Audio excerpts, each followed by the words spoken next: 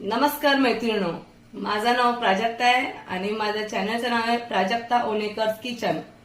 तर आज आपण बनवणार आहे सोयाबीनची भाजी।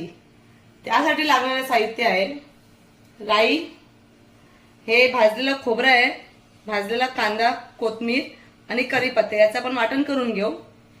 यामध्ये अर्धा टमाटर घेतलाय, आलं लसणाची पेस्ट घेतली आहे, जिरा आणि कढीपत्ता आहे, 2 कांदे आहेत, इथे मीठ, लाल तिखट, हळद, आपला जिरापूर, धनेपूर आणि गरम मसाला आहे आणि इथे आपला हा सोयाबीन घेतलाय।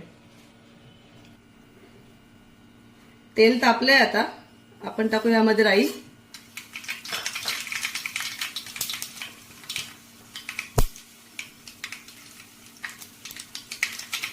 जिरा आणि कढीपत्ता,